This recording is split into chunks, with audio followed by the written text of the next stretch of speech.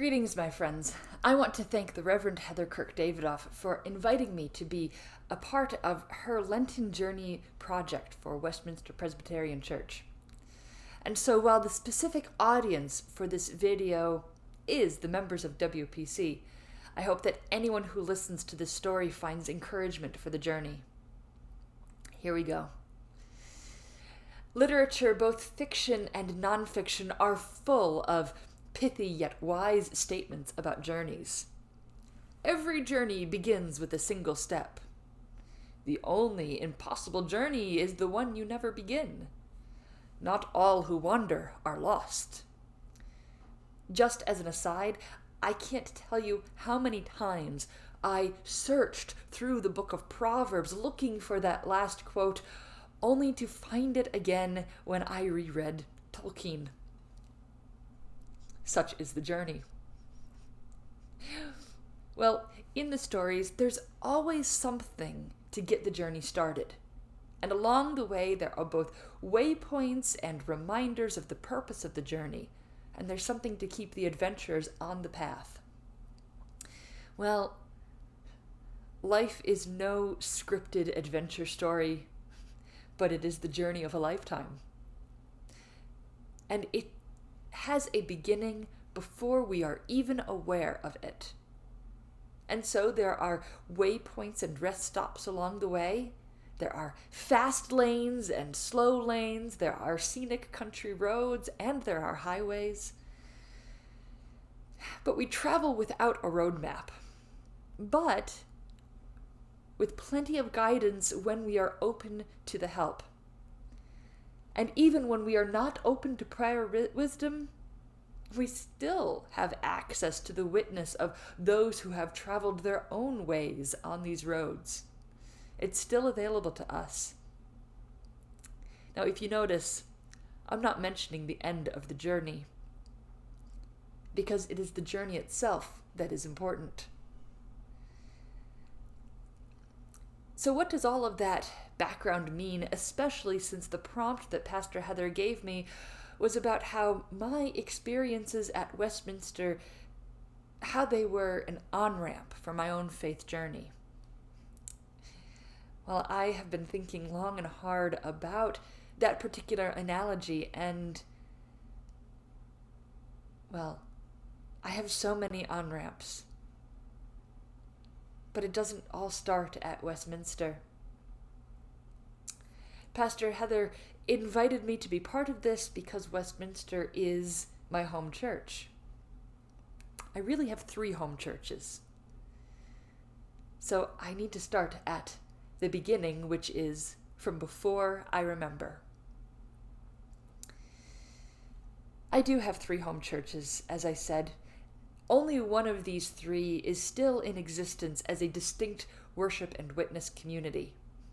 And that one remaining would indeed be WPC. My first home church was Broadway Methodist in Schenectady.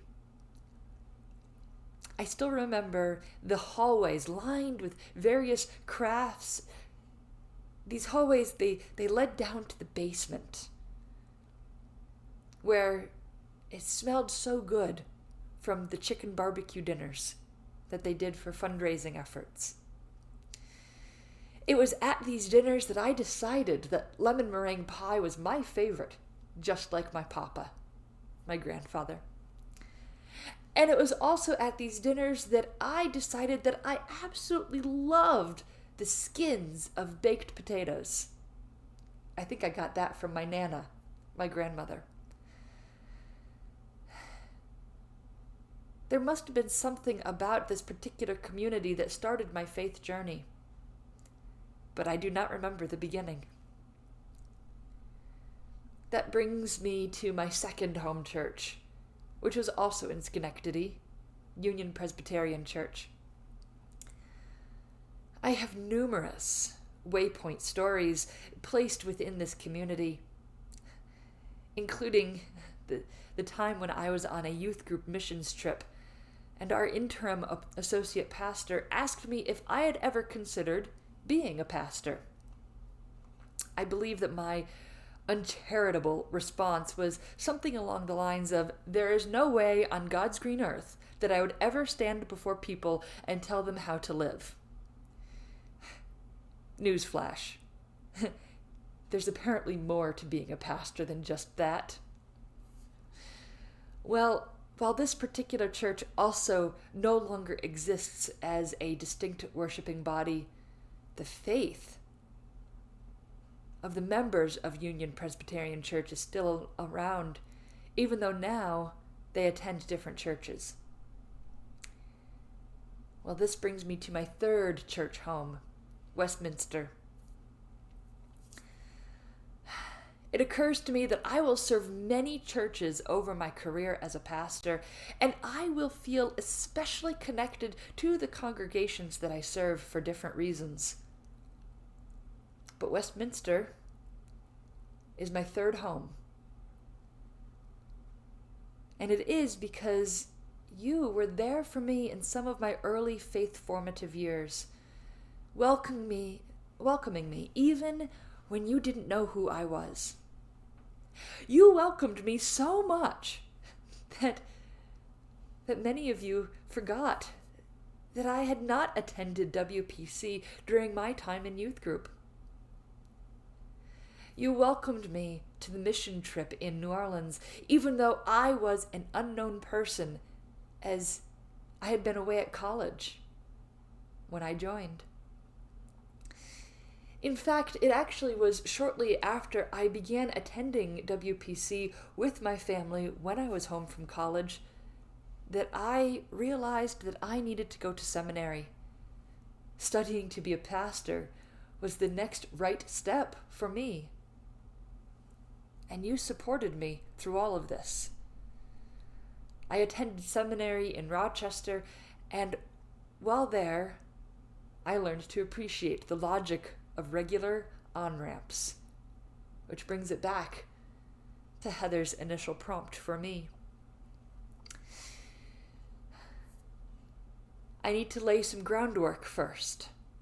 Rochester has a network of roads, both city lanes and suburb roads and highways, and these roads are so interconnected that it takes about 15 to 20 minutes to travel any distance, whether it is short or long.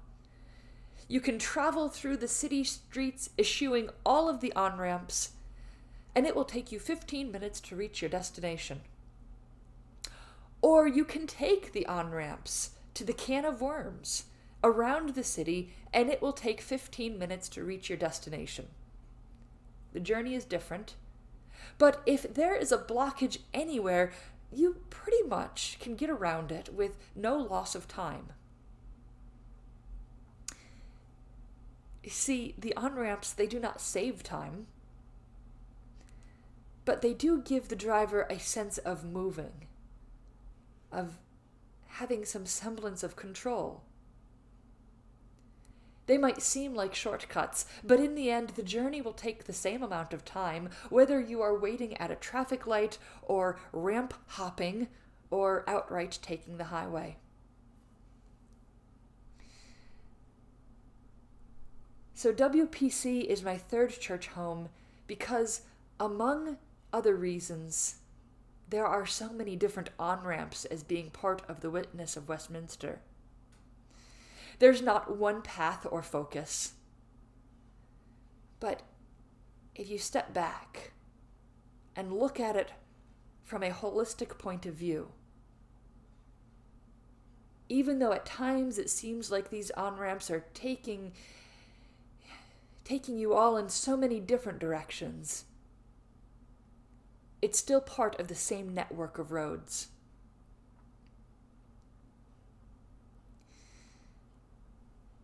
So here are some examples of some of the on-ramps that personally touched me. And keep in mind, there are still even more on-ramps as part of the witness of WPC, on-ramps that I did not take. One on-ramp was that mission trip down to Nolens, I should say. We went south to assist in cleanup from Hurricane Katrina. Well, now I serve a church which survived a flood of its own. The lessons that I learned, the stories that I heard from the people that we helped down south, that gave me a sensitivity to listen to some of the trauma that the people that I am working with now have experienced, and taught me how to listen. I also have worked with youth in a variety of different ways at Westminster, and working with them there, it has kept me sensitive to the various faith frustrations that I had when I was a youth.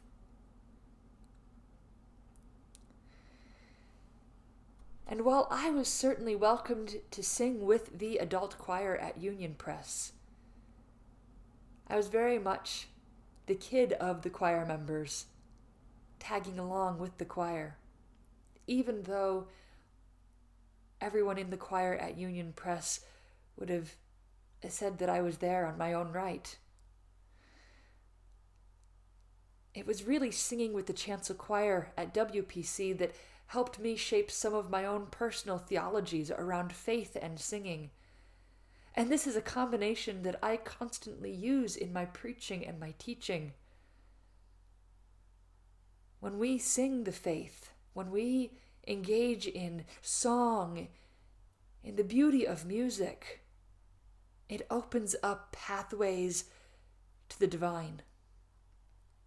You have a wonderful resource of theology and of spirituality in your choir. Also, the mixed nature of the WPC congregation is a shining example in my head of the richness of faith that emerges from a diversity of backgrounds. There is so much beauty in the weave. There's richness and depth of color, which is so much more difficult to achieve from a homogeneous group. But I have learned that some of that richness that I experienced at WPC can be approximated with honest sincerity. Well, as I think of these lessons learned as being a part of WPC, I am also reminded of another aspect of on-ramps. You see, you typically do not encounter an on-ramp at the beginning of your journey. You have to decide to start. You have to gather what you will take with you, whether it is keys and a wallet, or a hiking backpack, or skis. You have to gather this to you. You have to get into your car. You have to get out of your driveway or parking lot. You have to swing on to the road and pick your path long before you ever hit an on-ramp. The path that you take initially will determine where you might enter the highway, and there are different places along the way where you can choose to take an on-ramp. In fact, you can choose to not take an on-ramp at all.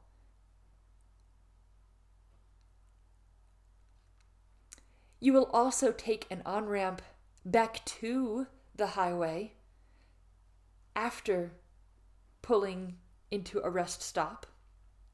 You will also use an on-ramp when changing from one highway to another. The on-ramp has one purpose: to return you to the highway of your journey. But there are so many different types of on-ramps. So the ones that you will take, they will be a mixture of old and new, expected and surprising. And so all I can say is be open to your journey. May you have a blessed Lent. Amen.